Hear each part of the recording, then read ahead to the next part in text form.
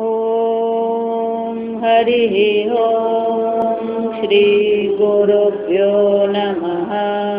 हरिः ओम। ओम सहना भवतु सहनौ भुनक्तु सह वीर्यं करवावहै तेजस्विनावधीतमस्तु मा विद्विषावहै।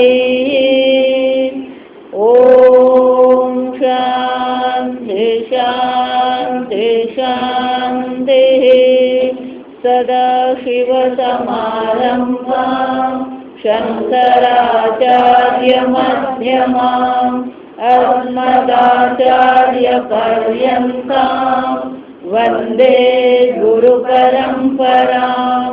श्रुतिस्मृतिपुराणानाम् आलयं करुणालयं नमामि भगवत्पादं शङ्करं लोकशङ्करं शङ्करं शङ्कराचार्यं केशवं बादरायणं सूत्रभाष्यकृतौ वन्दे भगवन्तौ पुनः पुनः। ईश्वरो गुरुरात्मेति मूर्तिभेदविभागिने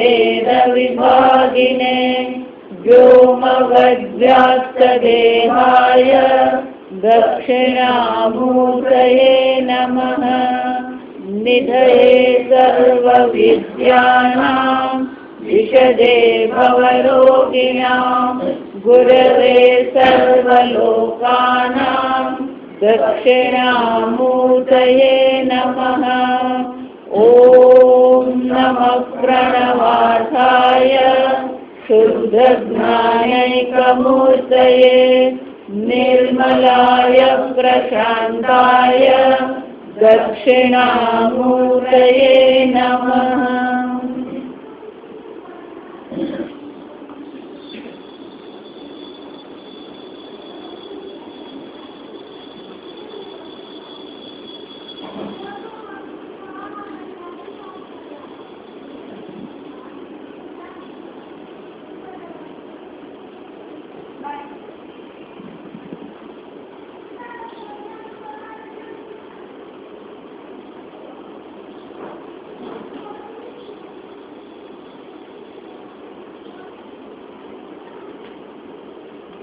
આપણી વૈદિક સંસ્કૃતિમાં વેદ એ મુખ્ય ગ્રંથ છે. ગ્રંથ કહેવાય જ નહીં, પ્રમાણ છે. આ સમજવા, વેદ શું છે? પ્રમાણ છે. વેદ પ્રમાણ આધારિત વિચાર આપણે કરવાનો.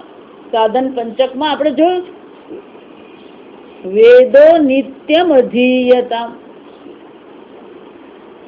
પરંતુ અનેક પ્રકારથી વૈદિક સંસ્કૃતિમાં આક્રમણ થતા જ રહ્યા છે. અત્યારે થઈ રહ્યા છે એવું નથી. ત્યારે પણ એ પરિસ્થિતિ ઊભી થઈ હતી કે જ્યારે લોકો આ વૈદિક સંસ્કૃતિનો ત્યાગ કરીને અન્ય ધર્મ અપનાવી જ રહ્યા હતા.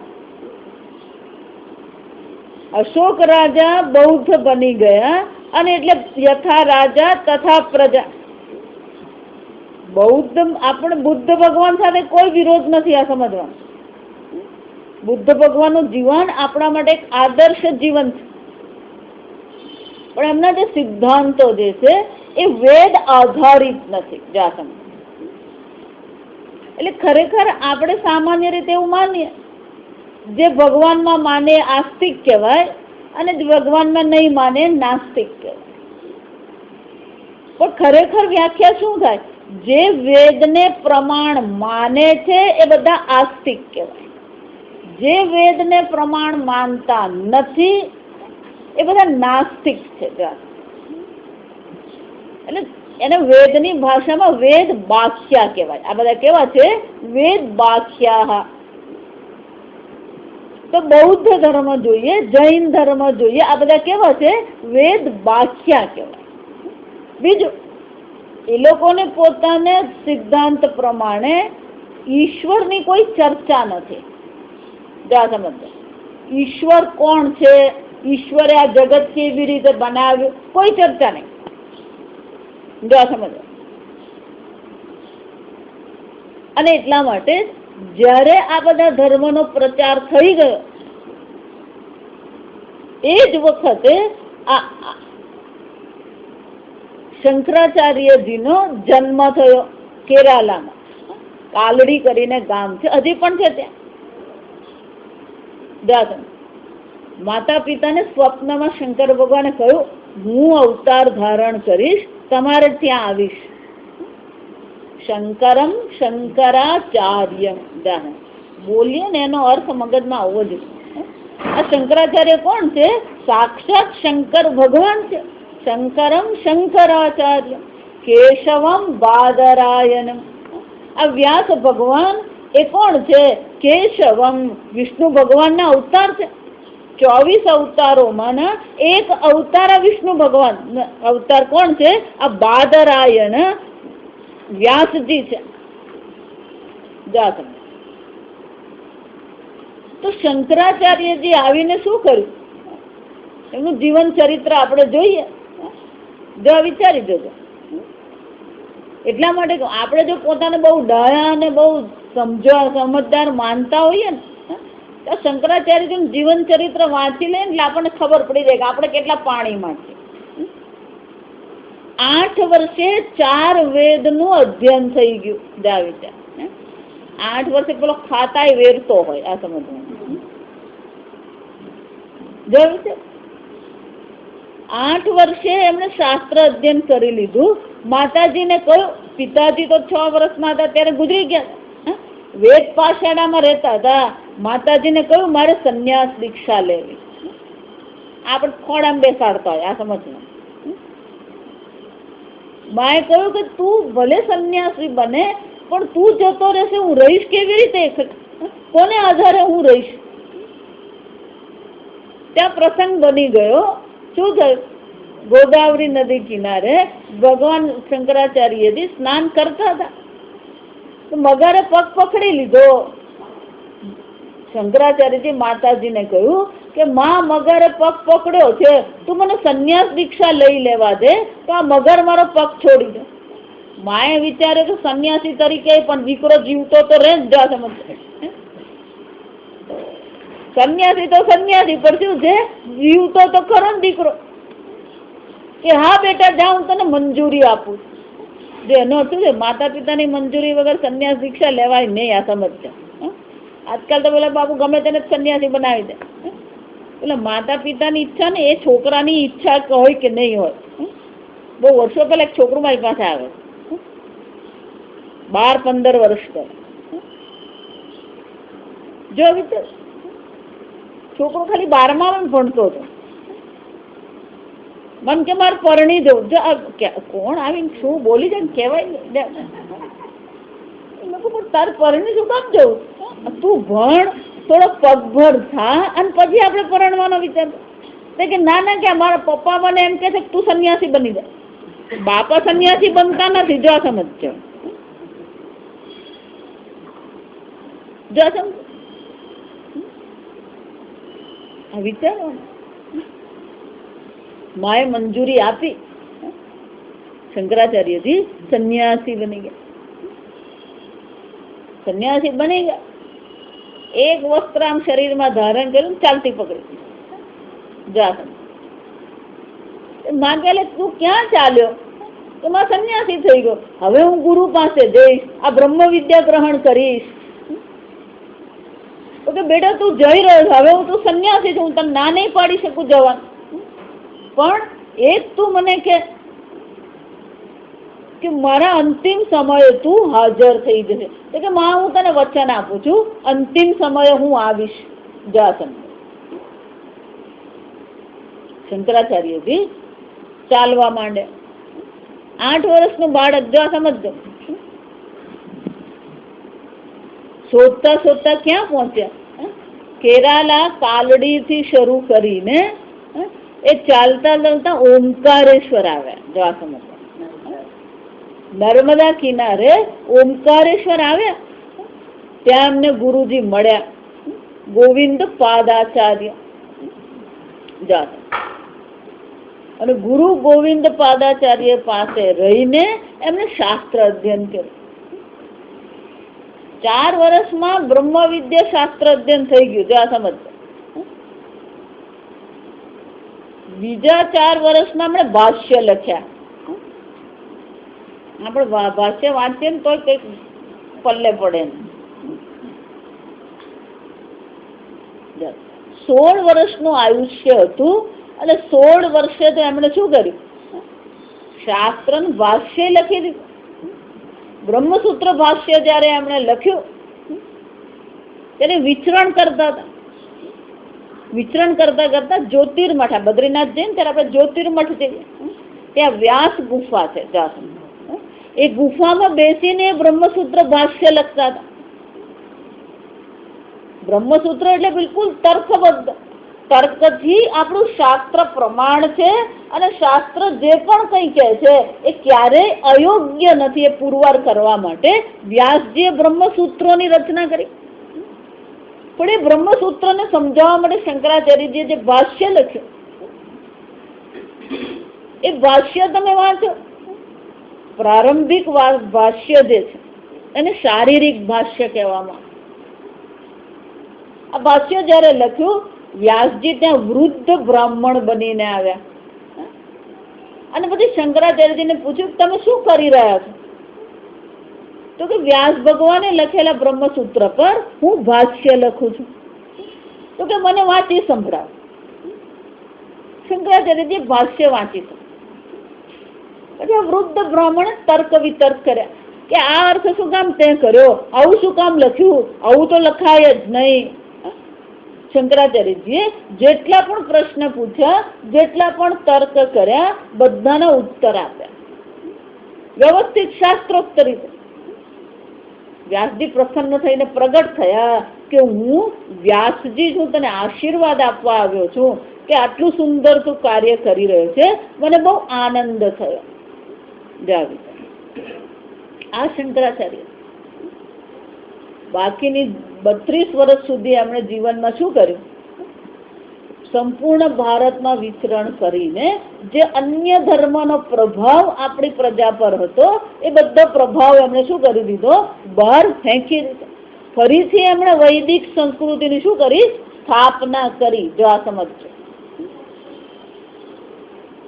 તમે કોઈ પણ સંપ્રદાયમાં માનો, એમાં કોઈ વિરોધ નથી, પણ મૂળ તો આપણું ક્યાં છે? વેદ છે.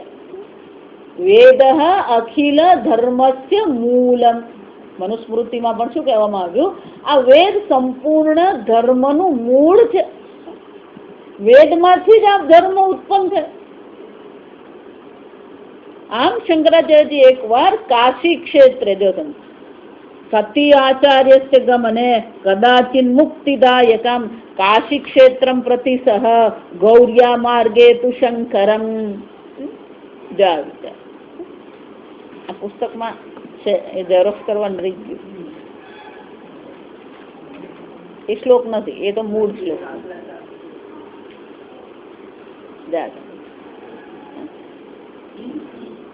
ક્યારેક એક સમયે કાશી ક્ષેત્રમ પ્રતિ સહ ગૌર્યા માર્ગે તુ શંકરમ ગમને. શંકરાચાર્યજી એકવાર આ કાશી ક્ષેત્રમાં ગયા. કાશી ક્ષેત્રમાં જઈ, દરેક ક્ષેત્રની વિશેષતા હોય. પછી મારે આમ કરવું છે એવું ને, એ ક્ષેત્રની જે વિશેષતા હોય ને એ પ્રકારે જ આપણે ત્યાં રહેવાનું. એમણે શું કર્યું કે પેલા માર્ગ ગયા, કાશીમાં ગંગા સ્નાન કર્યું. ગંગા સ્નાન કરીને કાશી વિશ્વનાથના દર્શન કરવા આવી રહ્યા હતા. જયારે ત્યાં જો અત્યારે પણ કાશીની ગલી તમે જો બધી સાંકડી જ છે.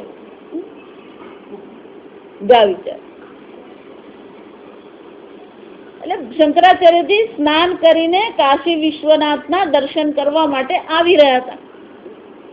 એ જયારે ત્યાં આવી રહ્યા હતા સાંકડી ગલીમાંથી, અંત્યવેશ ધર્મ દ્રષ્ટવા ગચ્છ ગચ્છ ઇતિ ચ અબ્રવીત. આ એક વાક્ય પર તો લોકો કઈ એટલું બધું રામાયણ કરી નાખે છે ને કે જેની કોઈ હદ જ નથી. જેને માટે લખાયું છે એ મૂળ ઉદ્દેશ તો બાજુ જ રહી જાય. શંકરાચાર્યજી કોમવાદી હતા. શરૂતાથી વાક્ય બોલ્યું એટલે તમને ખબર પડી જાય પછી ક્યાં પહોંચે.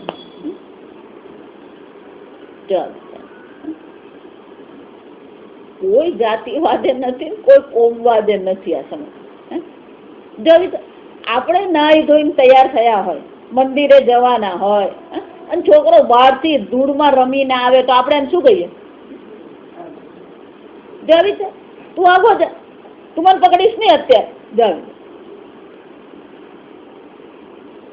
પહેલા એક વાર સ્નાન કરી લીધું, પછી જેને સ્નાન કર્યું હોય એનો સ્પર્શ કરીએ નહીં આપણે. આ સમજવા જેવી વસ્તુ, સીધી વસ્તુ છે. પણ એને લોકો શું કરતા હોય? કઈક કઈક ચગાવી દે. અંત્યવેશ ધર્મ, આ કોઈક હતું કેવું છે? અંત્યવેશ એટલે કે આ જે 4 વર્ણમાં પણ નહીં આવતા હોય. જા સમજ, જે બ્રાહ્મણ પણ નથી, ક્ષત્રિય પણ નથી, વૈશ્ય પણ નથી, શૂદ્ર પણ નથી, એવો અંત્યવેશ ધારી એક વ્યક્તિ ત્યાં આવી રહી હતી. એટલે શંકરાચાર્યજી સહજ જ એને શું કીધું? ગચ્છ ગચ્છ ઇતિ અબ્રવીત શંકરઃ સહ અપી ચાંડાલઃ તમ પુનઃ પ્રાહ શંકરમ. શંકરાચાર્યજીએ આ ચાંડાળને શું કહ્યું? તું ખસી જા, હું કાશી વિશ્વનાથના દર્શન કરવા જઈ રહ્યો છું મારા શિષ્યો સાથે, તું એક બાજુ પર થઈ જા. એ ચાંડાળ હતો, એ ચાંડાળ આવી રહ્યો હતો ત્યાં. એ ચાંડાળની સાથે એનો પુત્ર પણ હતો.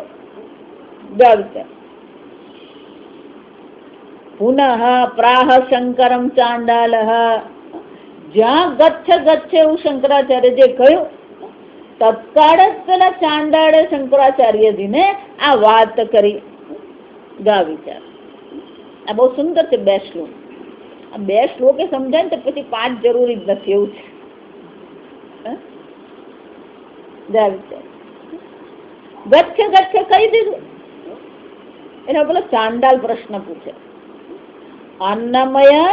અન્નમયમ દૂરી કરતુમ ઈચ્છસે. ગચ્છ ગચ્છ ખસ કહી દીધું. તમે આ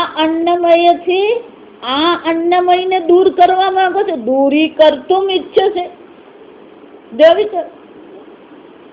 અથવા ચૈતન્યમ વાંચસ, કે પછી ચૈતન્યથી આ ચૈતન્યને દૂર કરવા માંગો છો. કિમ બ્રૂહી ગચ્છ ગચ્છ ઇતિ. આ ગચ્છ ગચ્છ શા માટે તમે કહી રહ્યા છો? શું ઈચ્છા છે તમારી? અને તમારા વેશ પરથી તો ખબર પડે છે દ્વિજવર, બ્રાહ્મણ જ નથી, શ્રેષ્ઠ બ્રાહ્મણ સંન્યાસી છો તમે. તમે શ્રેષ્ઠ તેજસ્વી સંન્યાસી છો. મારા આ પ્રશ્નનો બ્રૂહી ઉત્તર તમે આપો. આ ગચ્છ ગચ્છ કોને કહી રહ્યા છો તમે? અને કોને દૂર કરવાનું કહો? તમારું શરીર પણ અન્નમય છે. જો એટલે હું વારંવાર કહું, કોઈ દિવ્ય શરીર નથી. આ સમજવાનું. ઇદમ શરીરમ કૌંતેય ક્ષેત્રમિતિ અભિધીયતે. ગમે એવો મહાન ગુરુ હોય એને છેવટે તો શું કરવાનું છે? સમાધિ જ. પછી આજે વિચાર, શબ્દ બદલાઈ જાય પણ એનું એ જ છે. પેલો સંન્યાસી લે ને એને ભિક્ષા કહેવાય ને આપણે થાય ભોજન. સંન્યાસી રહે ને આશ્રમ કહેવાય, અને ગ્રહસ્થ રહે એને શું કહેવાય? ઘર કહેવાય.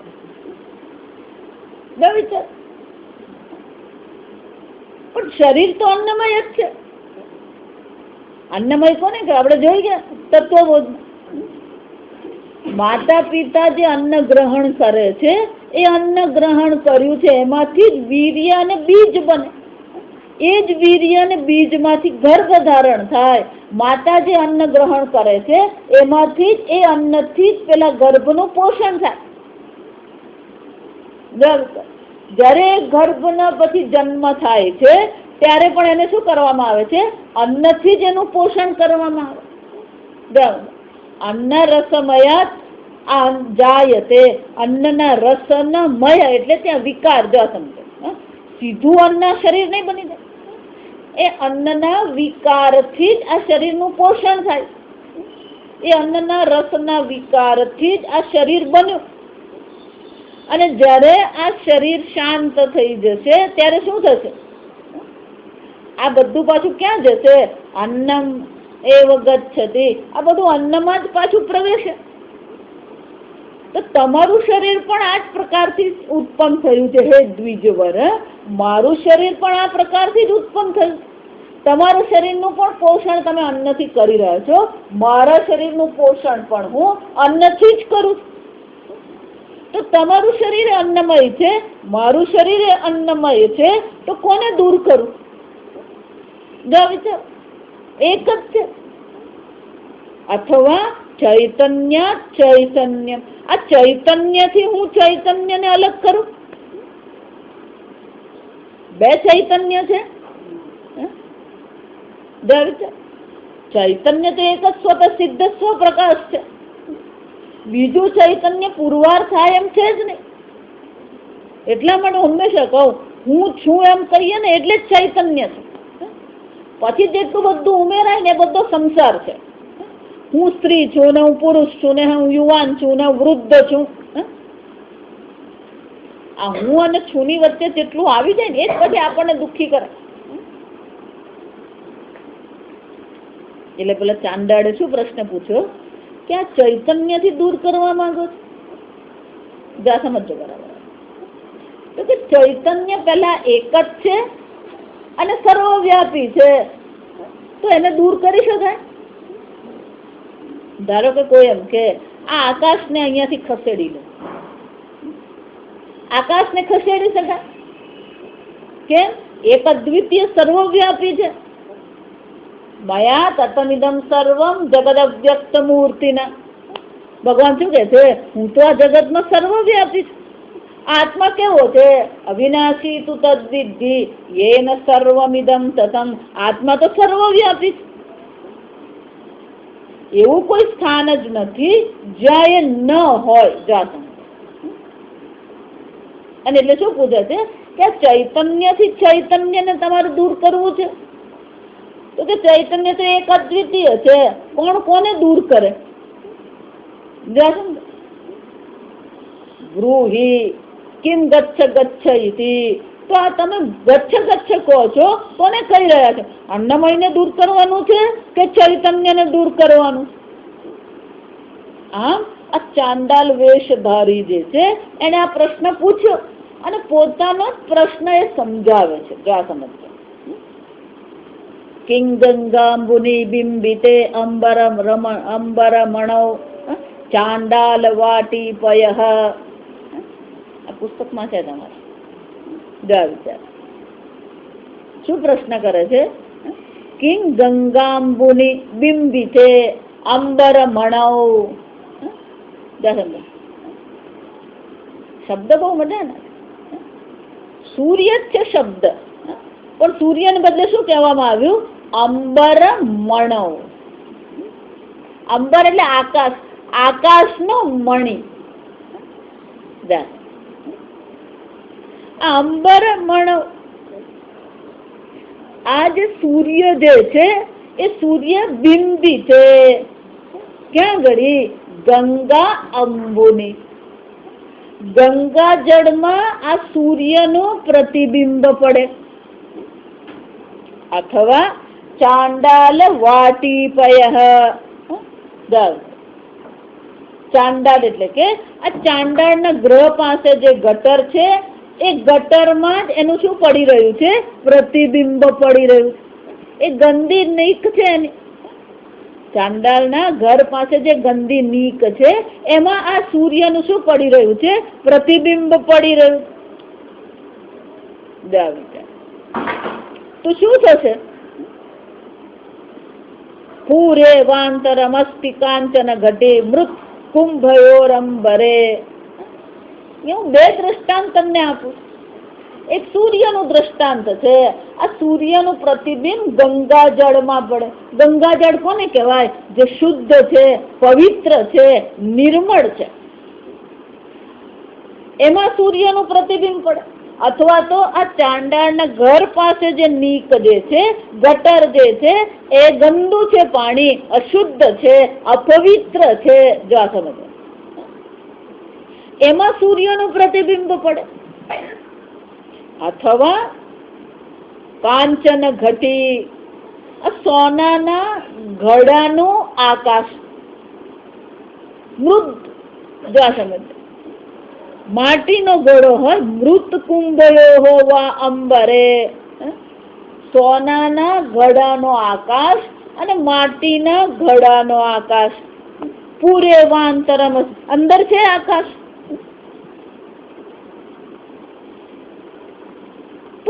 ગંગામાં પ્રતિબિંબ પડવાથી સૂર્ય પવિત્ર થશે,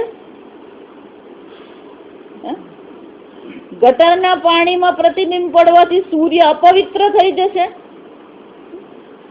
ગંદો થઈ જશે સૂર્ય. એ જ રીતે સોનાના ઘડાનો આકાશ એટલે પછી સોનાનો આકાશ, માટીના ઘડામાં આકાશ છે એટલે પછી કેવો છે? માટી.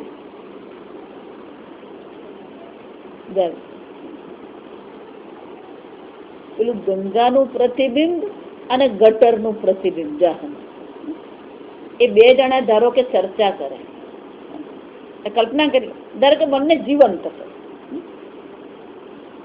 તો પેલું પ્રતિબિંબ શું કહે? જો હું તો ગંગા જળમાં છું, હું તો પવિત્ર છું. પેલું પ્રતિબિંબ શું કહે છે? મારું તો નસીબ જ એવું ફૂટેલું છે, આવું ગંદા પાણીમાં હું રહું છું. આવી ચર્ચા કરશે? કેમ નહીં કરે?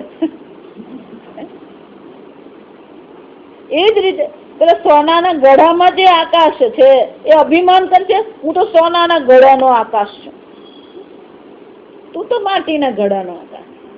હમણાં જરાક એક ધક્કો લાગે ને તું તૂટી જાય. હું તો બાપ દાદાના જમાનાથી છું, સોનાનો ઘડો. અને સોનાનો ઘડો બાપ દાદાના જમાનાથી છે એટલે હું પણ કેવો છું? હજાર અમર આકાશ છું, સોનાનો આકાશ. વિચાર, આ બધી ચર્ચા કેવી લાગે? વ્યર્થ કહેવાય. ને શું કહેવાય? વ્યર્થ છે. એ જ રીતે પ્રત્યેક વસ્તુની નિસ્તરંગ સહજાનંદ અવબોધમ બુધૌ. એ જ રીતે આ વસ્તુ કઈ છે? પ્રત્યેક વસ્તુની જ્યારે એ સૂર્યનું પ્રતિબિંબ ગંગા જળમાં પડે કે સૂર્યનું પ્રતિબિંબ ગટરમાં પડે, એ આકાશ જે છે અસંગ છે. અને શું કહેવામાં આવે? અસંગ છે. એ આકાશ સોનાના ઘડામાં હોય કે આકાશ માટીના ઘડામાં હોય, કોઈ ફરક પડે નહીં. કેમ? પ્રત્યેક વસ્તુને. એ જ રીતે જ્યારે આ પ્રત્યેક વસ્તુ, ત્યાં બધી સતી સપ્તમી, વ્યાકરણ પ્રમાણે બધું સતી સપ્તમી કહેવાય. જ્યારે આ પ્રત્યેક વસ્તુ જે છે એ કેવું છે?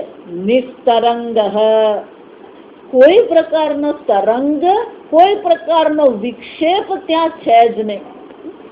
જો એટલા માટે જ્યારે પણ મન વિક્ષિપ્ત હોય તત્કાળ કહી દેવાનું, મન વિક્ષિપ્ત છે, હું વિક્ષિપ્ત નથી. દેહમાં કઈ પણ થઈ ગયું તત્કાળ કહેવાનું, હું દેહ નથી. આ વેદાંત નું પહેલું લેસન છે. આ સમજ, પહેલો વેદાંત નો પાઠ કયો છે? હું દેહ નથી, હું મન નથી, હું બુદ્ધિ નથી. કોણ છે? પ્રત્યેક વસ્તુ. પ્રત્યેક વસ્તુ સમજવા. આ બધું જગત છે, વિષય છે, અને પ્રત્યક્ષ કહેવાય. આ બધું શું છે? પ્રત્યક્ષ. જે આપણે જોઈ શકતા નથી, સાંભળી શકતા નથી, આપણાથી દૂર છે વસ્તુ, ઇન્દ્રિયોથી દૂર છે, અને પરોક્ષ કહેવાય. વિચાર, પ્રત્યક્ષ છે, ઇન્દ્રિયથી દૂર છે, અને પરોક્ષ કહેવાય. તમારા મનના જે વિચારો જે છે એ પ્રત્યક્ષ કહેવાય કે પરોક્ષ કહેવાય? ઇન્દ્રિયની સામે હોય તો પ્રત્યક્ષ કહેવાય, ઇન્દ્રિયથી દૂર હોય તો પરોક્ષ કહેવાય. પણ મનના વિચારો જે છે, મનમાં જે જ્ઞાન છે, મનના જે ભાવનાઓ બધી જે છે, એ બધી વસ્તુ કેવી છે? પરોક્ષ છે. ઇન્દ્રિયથી દૂર છે કે ઇન્દ્રિયની પાછળ છે? એટલે શું કહેવાય? જે પ્રત્યક્ષ પણ નથી, જે પરોક્ષ પણ નથી, એને શું કહેવાય? અપરોક્ષ કહેવાય. અપરોક્ષ એટલે કે જેને જાણવા માટે કોઈ પ્રમાણની પ્રવૃત્તિ કરવાની નહીં. જો આ સમજવાનું, આ અપરોક્ષની વ્યાખ્યા બરાબર રહેવી જોઈએ. તમારા મનમાં જે વિચારો ઉઠે છે એને જાણવા માટે કોઈ પ્રમાણની પ્રવૃત્તિ કરી. જો વિચાર, આ ગુલાબ છે એ જાણવા માટે શું કરવું પડે? ચક્ષુ પ્રમાણની પ્રવૃત્તિ છે. હું બોલું છું, તમે સાંભળો છો, તો શું થઈ રહ્યું છે? કર્ણેન્દ્રિય જે છે એ કર્ણેન્દ્રિયનું શું થઈ રહ્યું છે? પ્રમાણ પ્રવૃત્તિ થઈ રહી છે. પણ મનમાં જે વિચાર ઉઠી રહ્યો છે એને માટે કોઈ પ્રમાણની પ્રવૃત્તિ થશે નહીં થાય. કોઈ પણ પ્રમાણ પ્રવૃત્તિ વિના જેનું જ્ઞાન થાય એને અપરોક્ષ કહેવાય.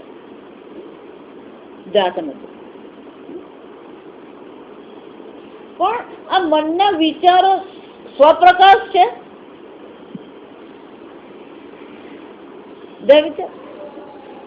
મનના વિચારો તો કેવા છે? એ ઉત્પન્ન થાય છે, રહે છે અને શાંત થઈ જાય.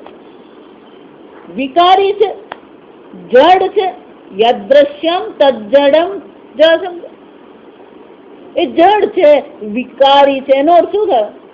એ સ્વયં તો પ્રકાશિત થાય એમ નથી, સ્વયં પ્રગટ થાય એમ નથી, ભલે છે અપરોક્ષ. એનો અર્થ શું છે? આ શબ્દ સાંભળો. તમારા મનમાં, આ શબ્દ મારે કેવો છે? તમારા મનમાં જે વિચારો ઉઠ્યા એ વિચારોને તમે શું કરો છો? જાણો છો. એટલે વિચારોને એ અપરોક્ષ છે, પણ એના માટે શબ્દ કયો વપરાય? સાક્ષી પ્રત્યક્ષ. એને શું કહેવાય? સાક્ષી પ્રત્યક્ષ. પ્રમાણ પ્રવૃત્તિ નથી. તમે ચૈતન્ય સ્વરૂપ આત્મા છો જે આ વિચારોને પણ શું કરે છે? પ્રકાશિત કરે છે. યન મનસા ન મનુતે યેનાહુર મનોમતમ. આ તમે એ ચૈતન્ય આત્મા છો જેનો મનથી વિચાર કરી શકાય નહીં, પણ જેને કારણે મન વિચારે છે. તો પછી આત્માને શું કેવું? સાક્ષી એમ કહીએ, પણ પ્રમાણની દ્રષ્ટિએ આત્માને શું કહેવાય? આ પુષ્પ પ્રત્યક્ષ છે. હમણાં અવાજ આવે તો આપણે કે બસ નો અવાજ છે, તો બસ પરોક્ષ છે. મનના વિચારો જે છે એ બધા કેવા છે? સાક્ષી પ્રત્યક્ષ, અપરોક્ષ છે. તો પછી આત્મ તત્વને શું કહેવાય? એને પ્રત્યક્ષ કહેવાય, એને પરોક્ષ કહેવાય, એને સાક્ષી પ્રત્યક્ષ કહેવાય નહીં. અને સાક્ષાત અપરોક્ષ કહેવાય. સાક્ષાત અપરોક્ષ. પણ સાક્ષાત અપરોક્ષ કરતા પણ બીજો શબ્દ કયો છે? પ્રત્યક્ષ આત્મા. અહીંયા આગળ એ શબ્દ, પ્રત્યક્ષ વસ્તુ. પ્રત્યક્ષ એટલે કે જેને જાણવા માટેની કોઈ પ્રવૃત્તિ કરવી પડતી જ નથી. જો એટલે હું વારંવાર કહું, તમે છો કેમ ખબર પડી? ગુરુજી છે એટલે. આપણે ભાઈની કથા આપણે યાદ રાખવાની. એક ભાઈ તાવ આવ્યો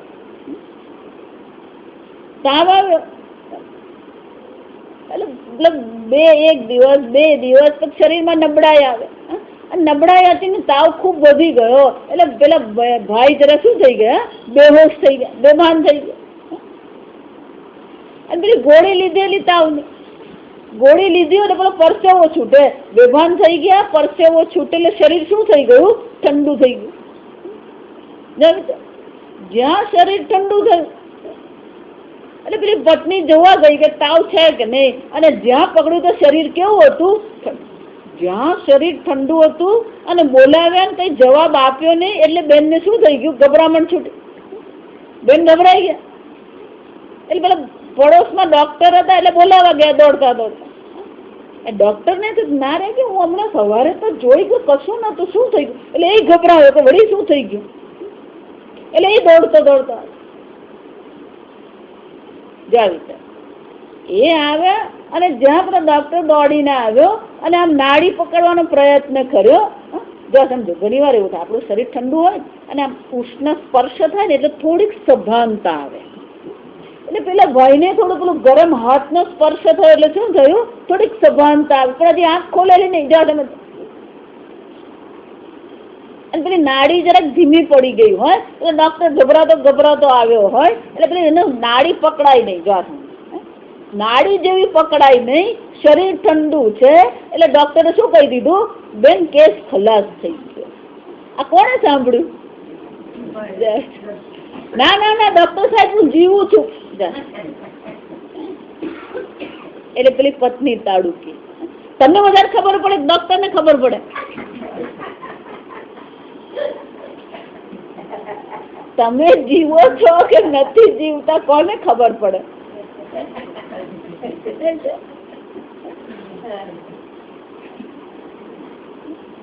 હું છું, હું ચૈતન્ય સ્વરૂપ છું.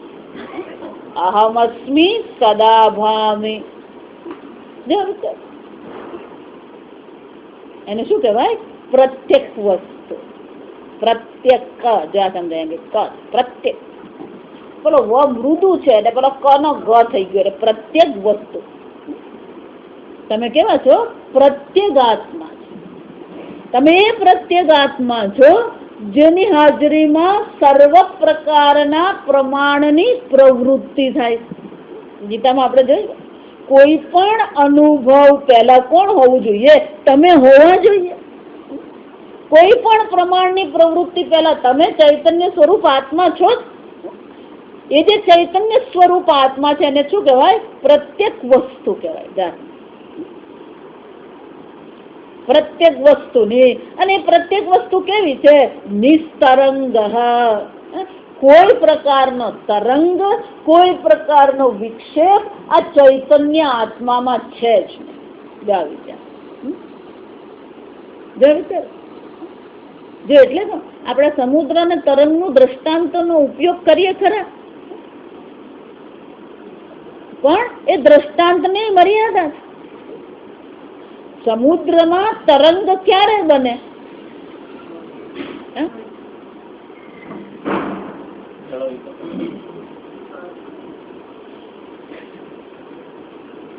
સમુદ્રનું જે જળ જે છે એની ઉપર પેલી ખાલી જગ્યા, અવકાશ છે. જો સમજો તો પેલું આમ તરંગ બને.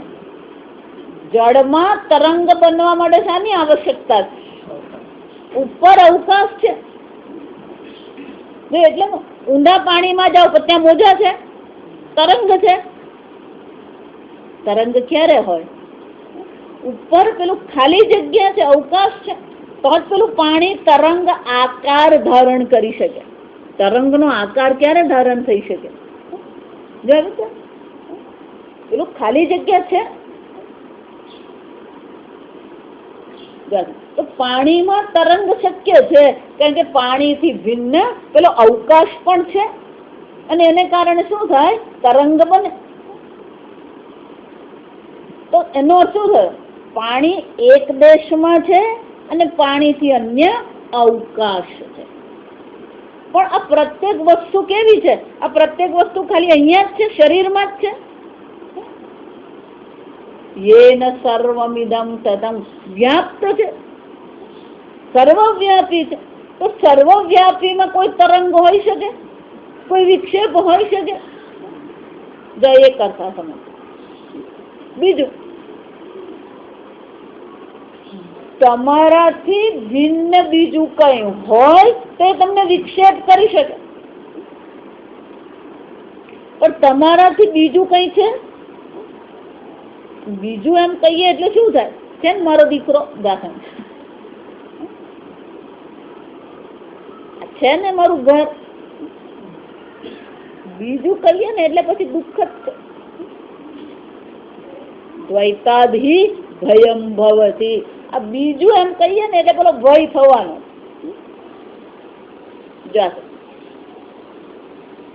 તો બીજું છે જ નહીં, નિસ્તરંગ. તમને કોઈ વિક્ષેપ કરનાર બીજું કઈ છે જ નહીં.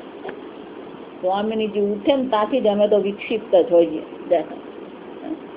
અને સૂઈ જાય ને ત્યારે એવું જોઈએ ને ઊંઘમાં એવું જોઈએ. અમારે તો ઊંઘે એવી જ છે. આ પ્રત્યેક આત્મા કેવો છે? નિસ્તરંગ. નિસ્તરંગ છે, કોઈ વિક્ષેપ નથી, કંટાળાજનક છે, કોઈ વિક્ષેપ હોય નહીં. તો આપણને કેવું લાગે? બોરિંગ કહેવાય. શું કહેવાય?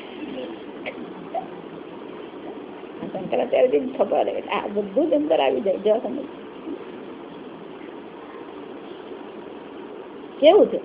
સહજ આનંદ બોધ અંબુધ. સહજ આનંદ રૂપી જ્ઞાનનો સાગર છે. સરસ મજાનો સમાસ છે. આનંદ છે, પણ કેવું આનંદ છે? સહજાનંદ. આપણો આનંદ કેવો છે?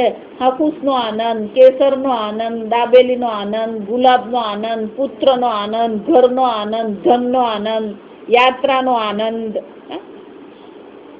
પણ પ્રત્યેક આત્મા કેવો છે? સહજાનંદ. સહજ. સહજ એટલે કે એનું સ્વરૂપ છે. સહજ શબ્દનો અર્થ થાય જન્મના સહજાયતે ઇતિ સહજ. આ સહજ આનંદ સ્વરૂપ આત્મા છે.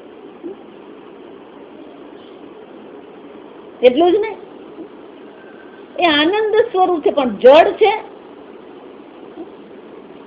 જડ છે આત્મા નહીં. કેવું છે? બોધ. એ જ્ઞાન સ્વરૂપ છે, સત્સ્વરૂપ છે, આનંદ સ્વરૂપ છે, ચિત્ત સ્વરૂપ આત્મા. જો આત્મા આવો છે તો તમે કોને કોનાથી દૂર કરવાની વાત કરો છો? આત્મા તો કેવો છે? એક જ દ્વિતીય. આત્માને ક્યારેય ચૈતન્યને બીજું ચૈતન્ય એવું કહી શકાય જ નહીં. એટલે પ્રશ્ન પૂછ્યો, તમે કોને કોનાથી દૂર કરવા માંગો? હજી શ્લોક પૂરો થયો નથી. આવતીકાલે શ્લોક જોઈશું. આપણે 20-25 મિનિટ ધ્યાન કરીએ.